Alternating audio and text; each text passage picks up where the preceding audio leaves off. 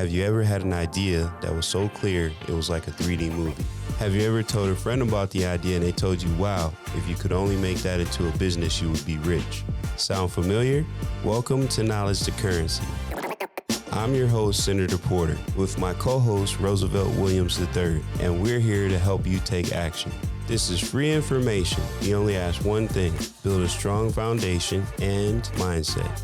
We have insight to help you get started. Most of us just need a push. What's happening, everybody? Welcome to episode 44 of Knowledge to Currency, where knowledge is power and currency is king. I'm your host, Senator Porter, and you are? Roosevelt Williams III. And we have the CEO of Naked Notes, is Jasmine Willois. How are you today? I'm wonderful. I could not be much better sitting up in this room with y'all. That's right. It's an exciting episode. What our show is about, because I want to make sure people know, because a lot of people ask, we want to try to inspire people to have a sense of having multiple streams of income, and so they can kind of make generational wealth. When I met you, the business model that you have is something that could help people do it. And a lot of people don't even know it's an option to get involved into real estate. But we'll talk about your business, but I kind of wanted to start, we always open up with a little bit about you. So for the people that don't know, where are you from and how'd you end up in San Diego? My family's originally from New York, so if any of you guys are out there on the East Coast, you may not want to admit it, because we all have the I Love New York t-shirts. Right. However, most of us have visions of getting somewhere where there's, sunny all the time and palm trees in the background. And so that's what my family got up and moved me to San Diego in 5th grade. And Whoa, 5th grade. Yeah. And you still had that New York accent. Well, because I'm bi-coastal, right? So my father still lived in Jersey. Okay. And so as soon as summer was over, you didn't see me because I was in New Jersey, not getting in trouble in California. I was out with my dad, and then as soon as it was over, I was shipped back. So they kept me, Oh, okay. But, back then it took a village. Yeah. That's right. Good for you. Good for you. So then you grew up high school here as well, in college? Yeah, I went to high school here. Wanted to get back to New York eventually. Funny story for me, for those of you who are old enough, I hate to age myself, but I saw... And for those of you who are parents, it's important that you, what you show your children. But I was 11 years old, and I saw a movie called Trading Places. Oh, that's a good movie. Okay, all right. Mortimer. Absolutely. Shout out to Eddie. Yeah, that's absolutely. Right. And it changed my life. And so after that point, I wanted to be a stockbroker. Oh, wow. And so I was just one of those kids. Ever since I was 11, I knew what I wanted to do. I wanted to be an economics major, and it made it really easy for me to stay focused. Sure. And so, eventually ended up... going back to New York in pursuit of getting to Wall Street. And so after I finished college, I ended up going to Clark Atlanta University. Just want to shout it out. Clark too? Okay. Yeah. What? Just since we're in the room, we got to put it out there. Yeah. And one of the other things that made, that was so transitional in my life, for those of you who know about being a Black Panther, one of the things, the motto is, if you can't find a way, make one. Absolutely. And between that and the movie that I saw, I wasn't stopping. You weren't stopping me from getting to Wall Street, right? So that was my mission. Ended up completing it. I was 21 years old.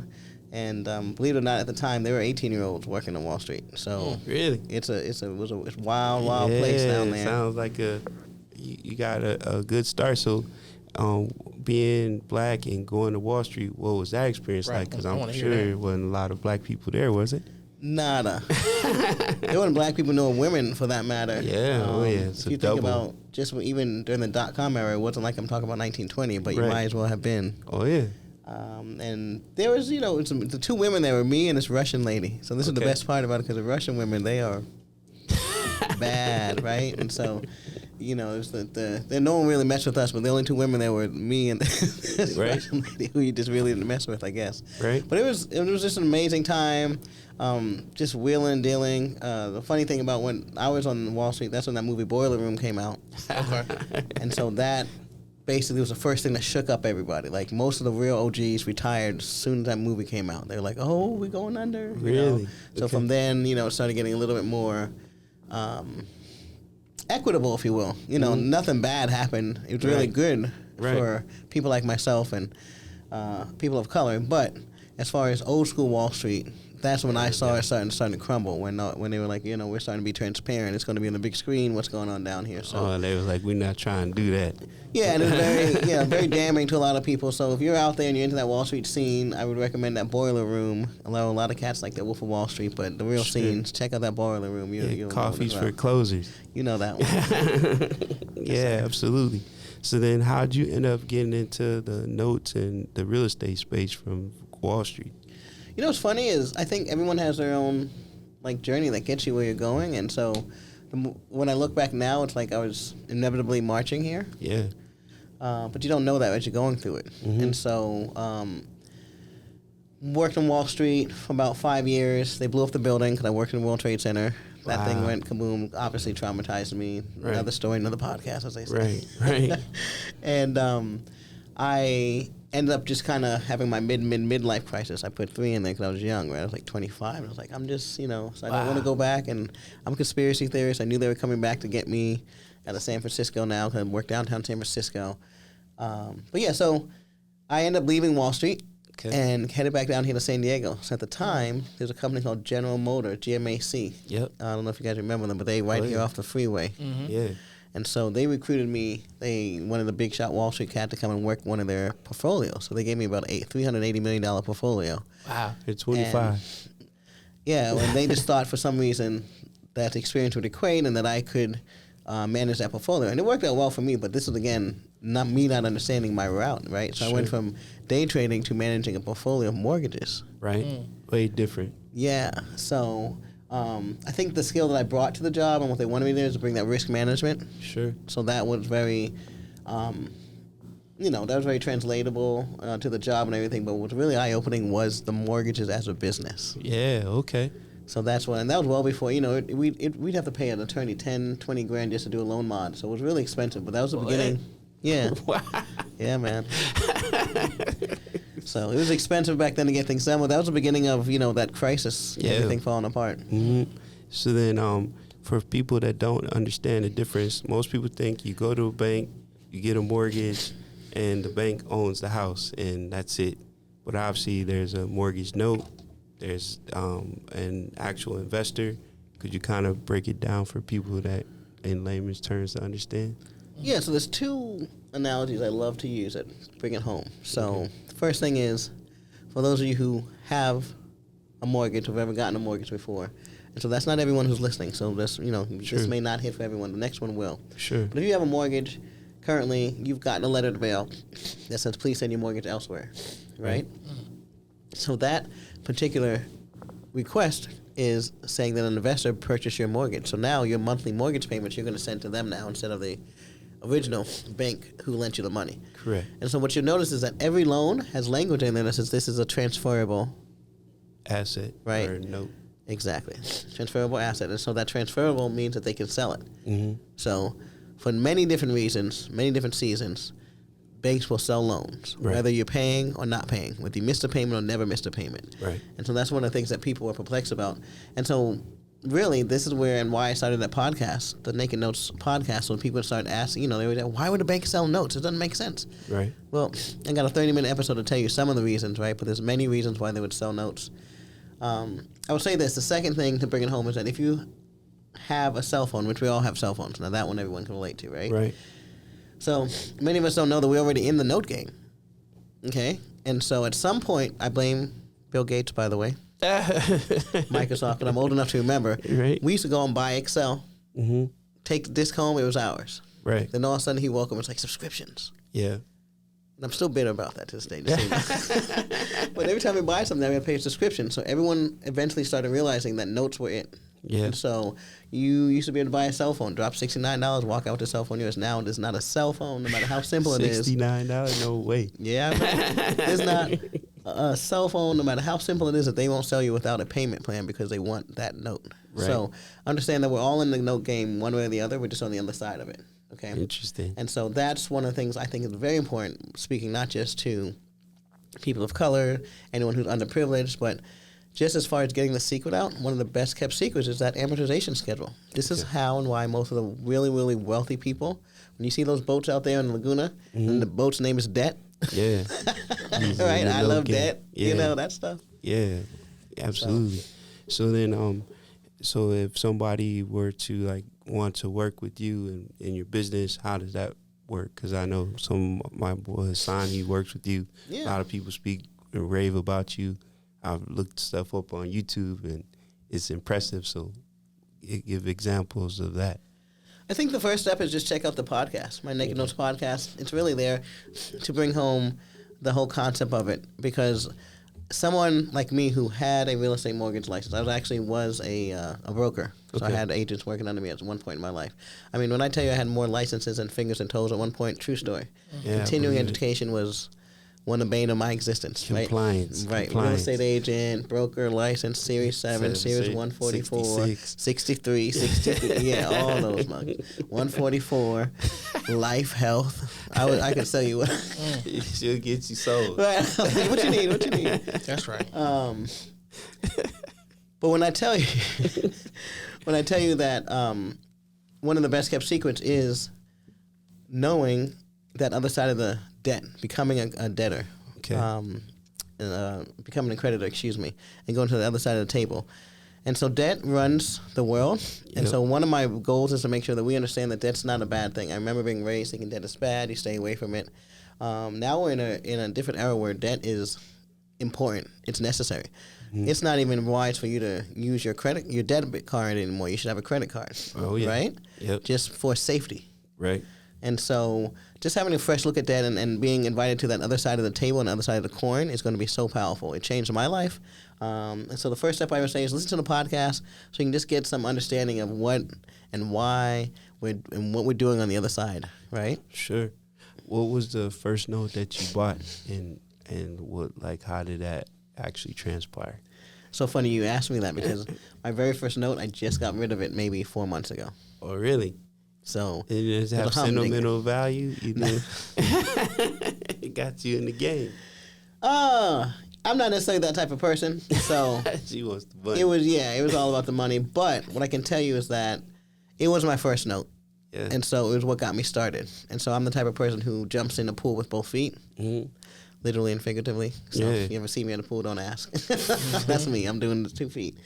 But yeah, so when I got introduced to notes, first of all, it was mind-blowing that someone of the depth of knowledge I had in finances, from being in Wall Street all the way down to mortgage broker, and no one would tell me about this, right? Sure. And I did not know about this. It started to infuriate me. Okay. So I'm just like, you got to know the people I know. Right. You got to know the dinners I've been to. No one wants to talk to me about this. Right. Here I am again. Must be conspiracy. That's me. conspiracy. So I'm like, you know what? You don't live this close to Rancho Santa Fe, and no one tell you about this. Right. Okay. So once I started thinking and then doing research and realizing that a lot of my neighbors were into this debt, but no one wanted to talk to me about it, it just started getting me a little boiled. And I said, you know what? I'm going to share this with everyone. So that's why this podcast is about 4.5 years old, to be honest with you. Okay. So you're going to find, we're in season 9. Nice. There's about 10 or more episodes each season. So you're going to get a wealth of knowledge there, everything from the beginning of what is a note to why banks sell notes to how we're making money on notes. And so the first thing is just getting and understanding that there's that other side of it, right? I teach a class called Good Debt versus Bad Debt to Children. Sure. And it's really just everything from buy now, pay later. You know those buy now, pay later loans? With terrible loans. Yeah, or maybe not, right? Yeah. And so for me, they're not the best loans out there, but if you start thinking about it, well, why are they out there? And what if I could do a loan? What if I gave you? It looks better if I'm the one giving you the you're saying if you're in the middle of the transaction, it ain't so well, bad. if you're the one, right? Yeah, So okay. start thinking about the other side of it. Not just I want to buy a car, but why are they giving out cars? And you start thinking to yourself, well, maybe General Motors, it's a true fact. They're not really in the car business. Maybe they're in the loan business. Oh, yeah, for sure. Right? Maybe those cars aren't really what they're in the business for. Right. And so what if I started? If you have money, you can be a lender. Yeah, that's right? true. So having us thinking about why would someone give a buy now, pay later loan? What are benefits that are given to the person who engages in that? And then what type of money does a person who gives that make? And it's got to be phenomenal. Oh, yeah. That's why you see the stores or the shops all by the liquor stores and even Walmart and all places do that because of the amount of interest they could collect. Yeah, those short-term loans are phenomenal, but these are things that we're engaged with on an everyday basis that if we just started thinking about them and looking at them from the other side, we would begin to expose ourselves to what and how the real wealth is built in America, right? Mm-hmm. So someone who's been in the stock market, one of the fun facts that I took with me was the stock market where they're selling, the QQQ and all that stuff. Right. Is outdwarfed by the bond market. Okay? And so what does that tell you? It means that there are more participants in the bond market than there are in the stock market. Right. There's more actual physical paper and money in the bond market. Right. Right? And so the smart money is in the bond market. Mm-hmm. They use NASDAQ to distract us. Every 2 minutes, up, down, left, right. The CEO having an affair, he's not having an affair. What happened to the. And so when you do your research, you start even looking at Shaq, what he did with his first one. He put in the bonds, right? Right. So that's what you're saying. Bonds, that long-term paper, is really what we need to be more exposed to. And so that's the first mission. So as far as working and getting involved with this, no one's going to really tell you about this. I think now you see an explosion of people interested in alternative investing. Right. So you will definitely see, if you start looking with intent for it, you'll find, gurus out there looking to teach this. But for some reason, it's really not being taught, right? And they want us to have to wait till we get to a mastery level to learn about this, and it's not that necessary, right? Sure. You have to go to a private equity at Harvard class, right? Right. And I think a lot of us have the capacity to understand it without going that far. So realistically, it's very basic. It's simple. It does use your brain less than your brawn. Sure. So, if you're a flipper and you're used to running around picking up stuff, that's going to work, but you're going to use more of this with your notes. Do you how much money do you need to get started in buying the notes? Like, what do they range from? Are they some as low as like 20,000, or they millions? Like, yeah, no, 100%. You got it, right? Okay. If you just think about how many loans and what size of loans are out there. There are loans for homes. People need to live in homes that are $50,000, $60,000 in the middle of Arkansas, to the $1 million homes in Hawaii. We just brought a $500,000 bridge loan out of Las Vegas, right? Okay. So properties are going up in areas. But yeah, and it's also one of those things where you get to buy loans that have already been originated, right? So I liken this business to one of the only places where you can get into a time machine, in my mind, right? Right. And I can go and buy inventory from 2015. Nice.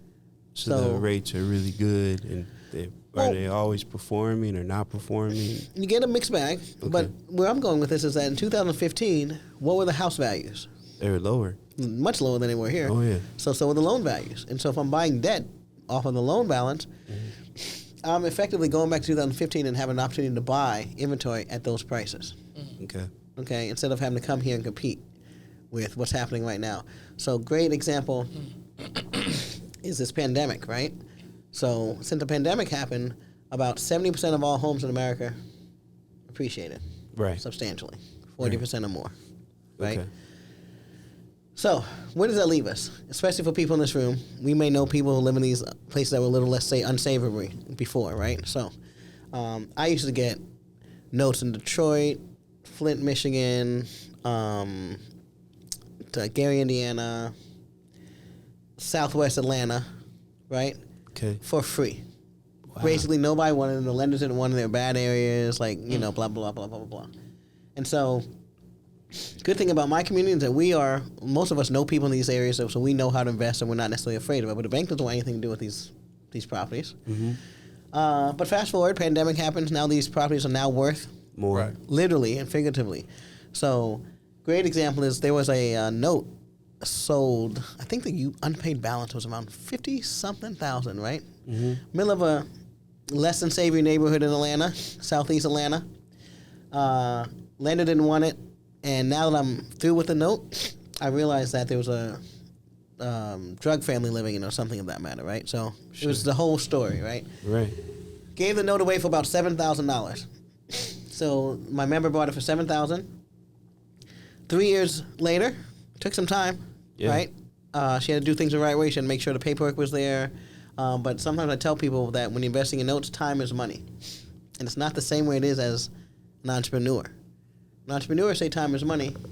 I mean, as the clock's running. You're wasting my money like it's Right. spending right now. Yeah, yeah. When you're a bank, Mm-hmm. time is money. It's like, woohoo, time is money. Take your time. The longer you take, the more money you go. Oh, man, Right. take your time. Right. So people don't realize that, right? So you totally have to have a different mentality. It's not people think you have to be entrepreneurs and bankers, in my opinion, are two different beasts. They have two different mindsets, right? Yeah. And so we learn to be patient because we get paid for our patience.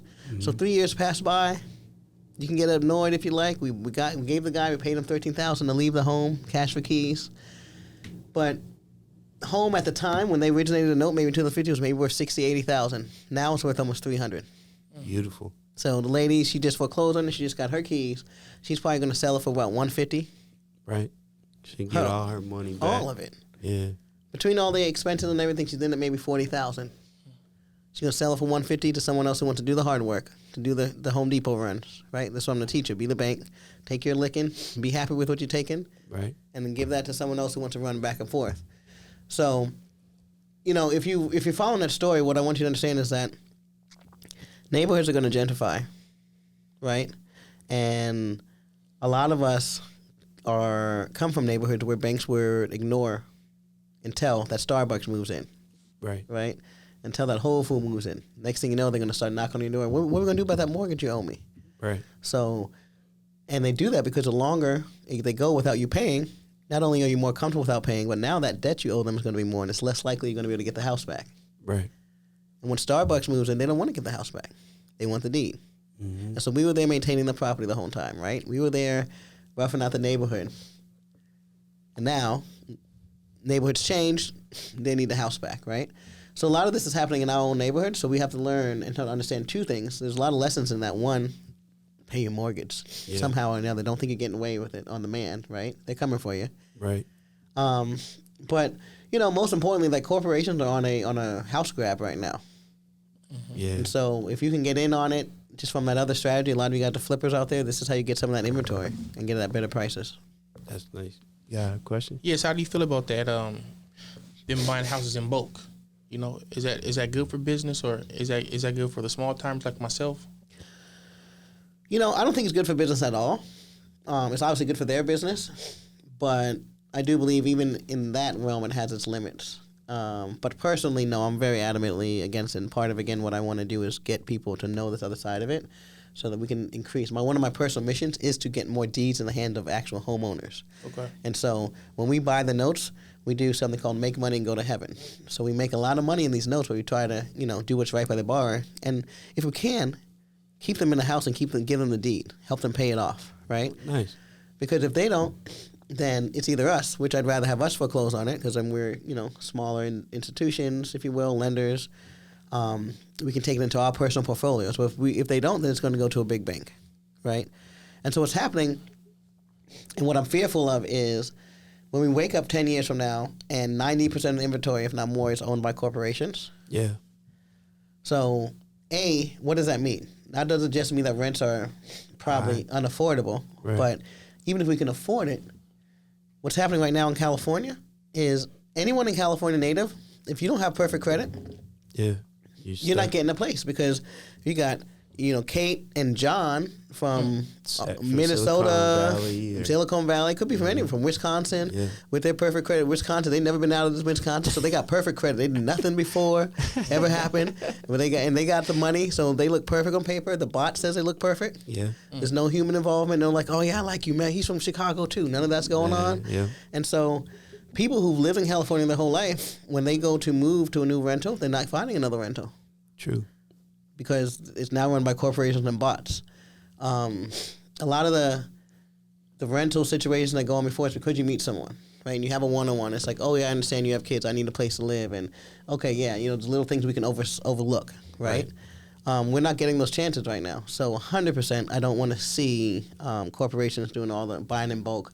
I want to effectively get as many mortgages as I can into the hands of people like ourselves so we can, A, try to work with people to get them their deeds, right? A lot of us are putting these notes in our self-directed IRA account, so we're not in a rush.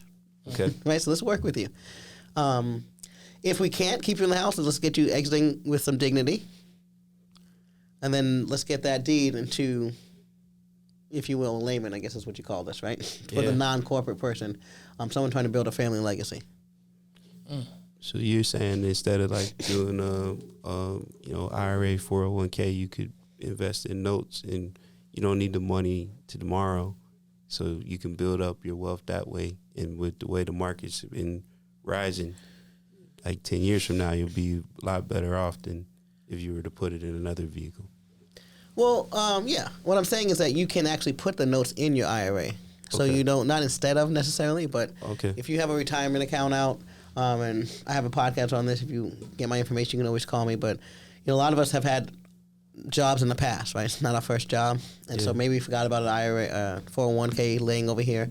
So you can roll that over to a self-directed IRA company. Okay. And then you can use that to invest in alternative investments. And so not only are we using money that we forgot about, Sure. right? You're not worried about your what do you call it? Your grocery money, Right. right? Maybe you find 10, 20 grand. Oh, yeah, let me roll this over. Now you have something that you can. A lot of my friends just use it to compete against their financial advisor, right? They're like, I'm going to use this $30,000 over here, and I'm going to invest in notes and see if my returns happens? are better than yours. Okay. Right? And they always win. I'll tell you that right now. The secret's out. But the point is that, yeah, you can roll over money and then use, instead of just stocks or bonds, you can put notes inside of it. And then, do you work directly with the lender? Or are you working with the person living in the house and the lender? Tell me, help me understand the question. So, like, let's say I found a note that I was interested in. It wasn't performing. The stuff. One is I work with the lender, give them the money they need. Perfect. And yes. I have the note, and then that person living in the property, I have to work out arrangements with them. If, hey, are you going to stay in this property? Do you not want to stay in the property? Let me help you exit it. Exactly. So Okay. depending upon how involved you want to be. Okay. But when you work with me, yes, I just want you to learn what you have to do. So the first step is you're going to learn how to do it yourself. And then after that, you may push that off into, have an asset manager or even invest in a fund, right?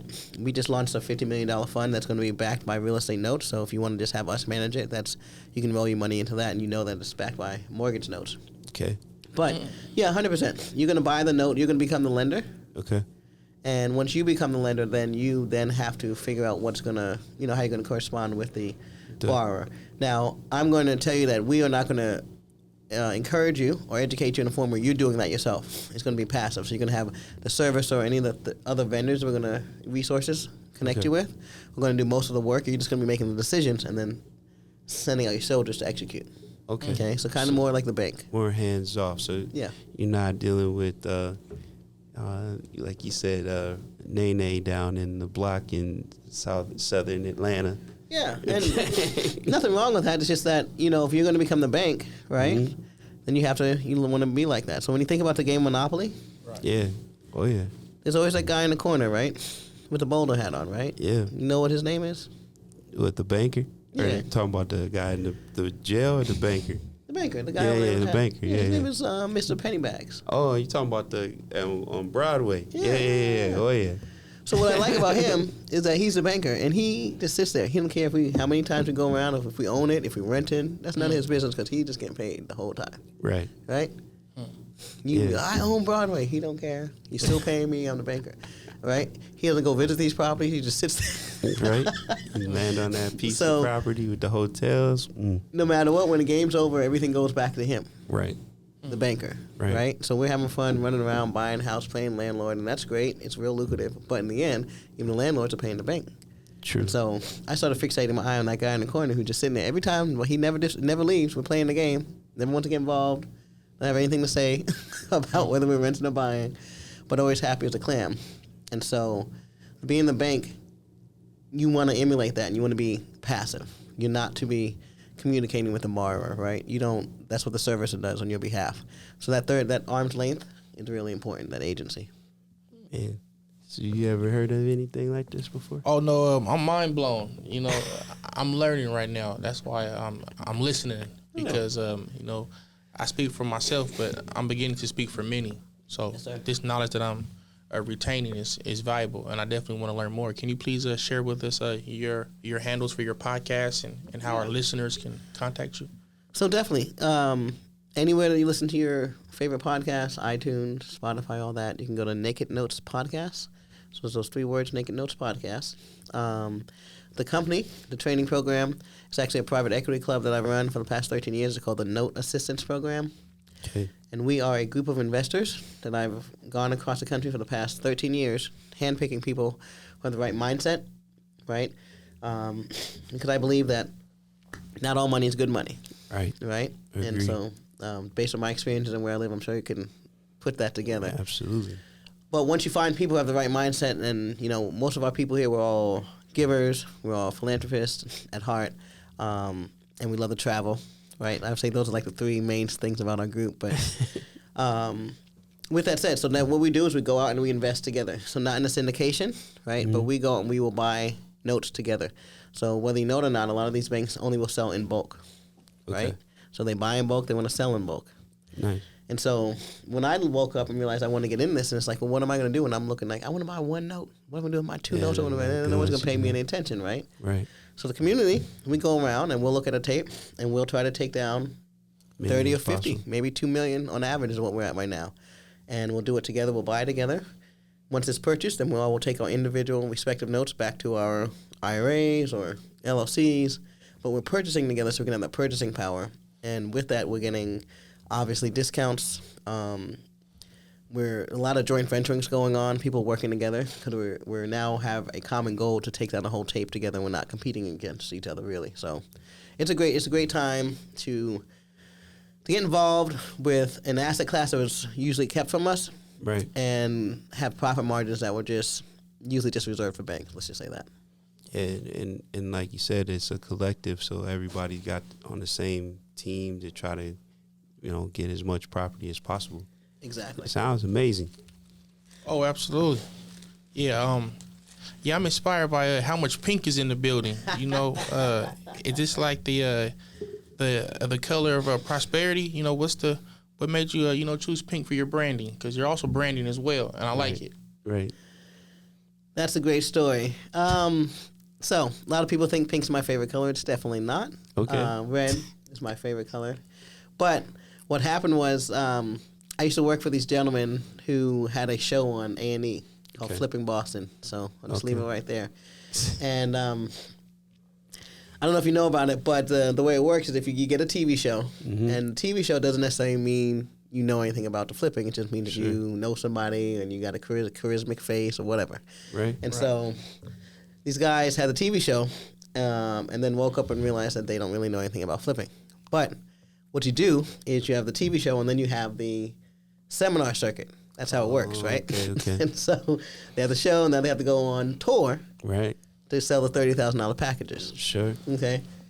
And what hit them one day is that they humbled themselves. They realized that they had all these shows about the flipping homes, but they really didn't know how it worked in the real world, because when you're on TV, your flips get done. Yeah. You're on TV. Of course. They show up on time. All this crazy stuff happens that doesn't happen in the real world. So when they tried to do real flips, it wasn't working out. So somehow they got in touch with me and like, hey, we want you to run the seminar piece. And behind the scenes, where we're actually doing the flipping homes. When people give us money, then we got to make sure these homes actually get done. So that's me in the background.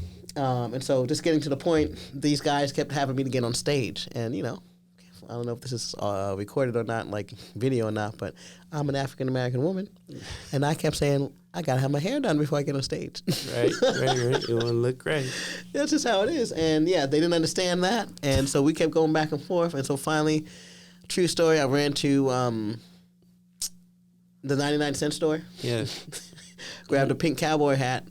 And ever since then, I've not been able to leave stage without having that hat on. Oh, so it's a lucky charm. Yeah, so pink works, and we just adopted it and ran with it. And, I'm a businesswoman, so I don't have to like it. As long as it, that means green. Pink means green to me. Okay. No, and I seen that. That's why I just said, I'm making a coalition. Absolutely. Yeah, a correlation to it. No, you fine. Oh no, definitely inspired. So how would what encouraging words can you give an early entrepreneur like myself? Someone that's learning about entrepreneur, learning how to scale, learning how to stay have a positive mental attitude, learning how to build relationships to be sustainable, business infrastructure.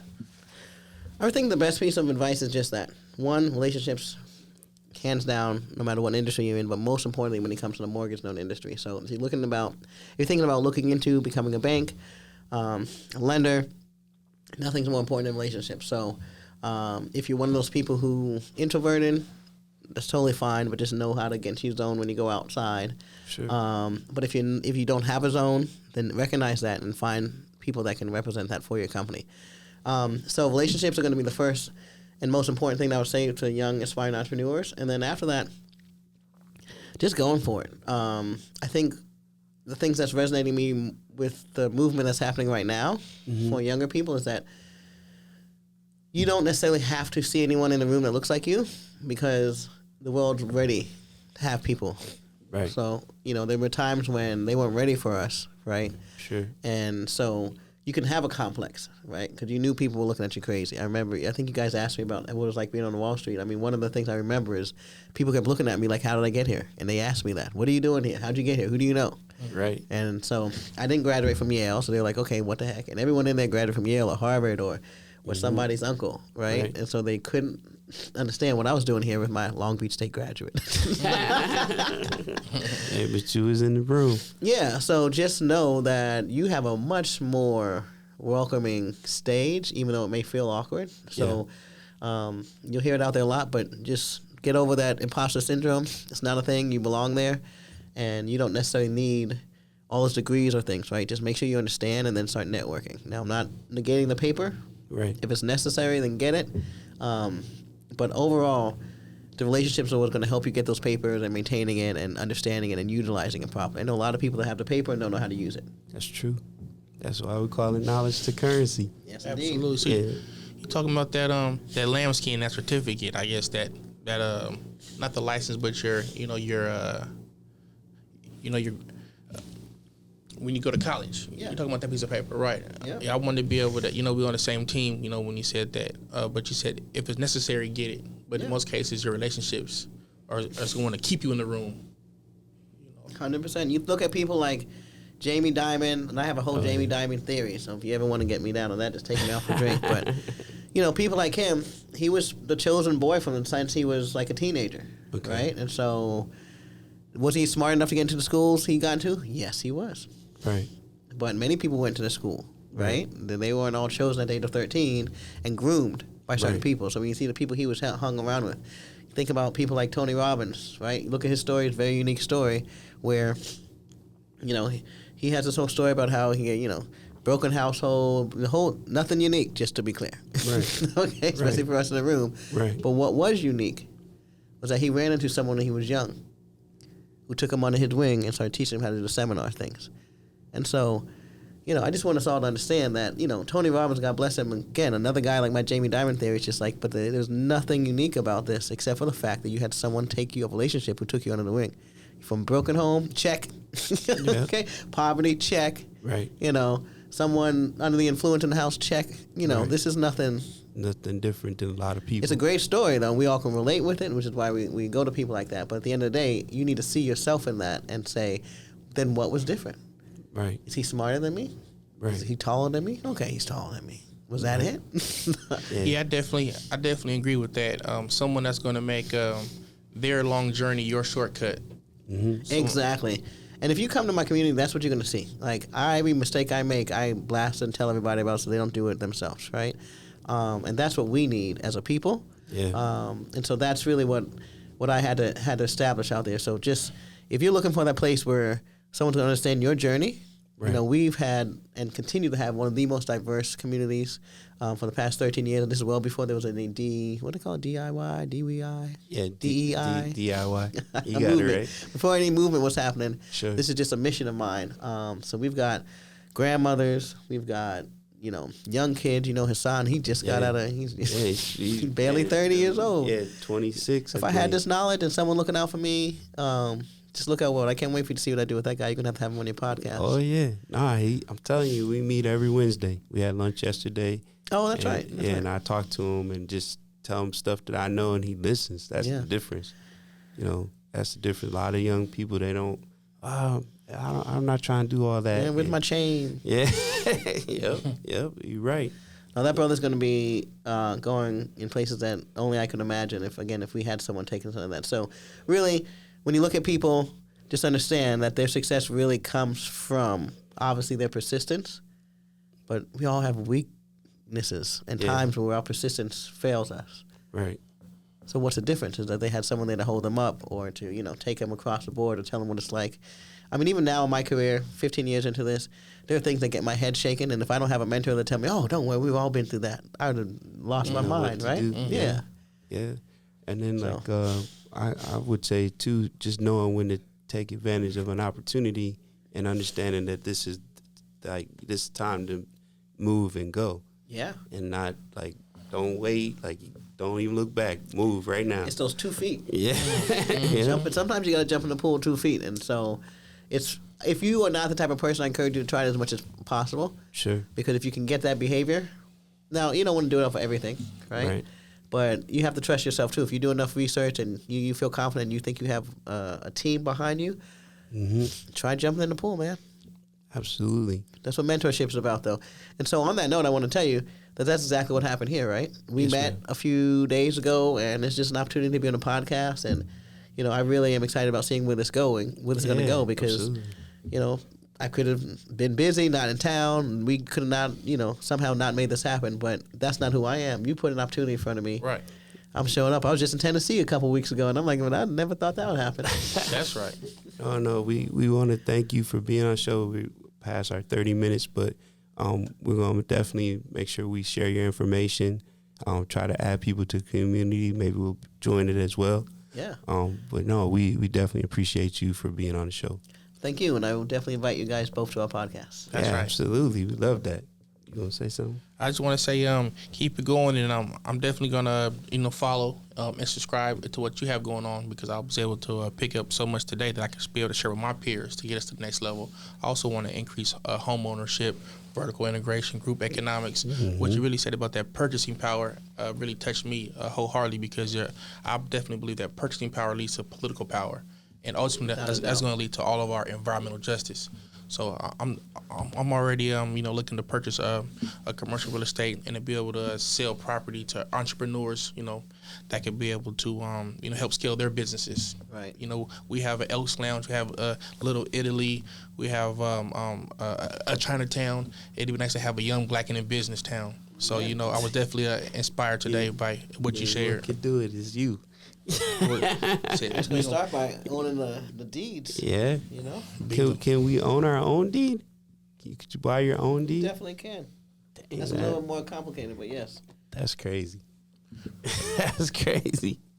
Yeah, well, I mean, that's that's part 2. We can do that. That's right. Yeah. I like how you put that. That's beautiful. Season. That's right. That's right. So, in the words of Dr. Dre, just chill till the next episode, and it's a wrap for Knowledge to Currency. And thank you, Jasmine. We appreciate you being on the show. Thank you. Much love. Thank you.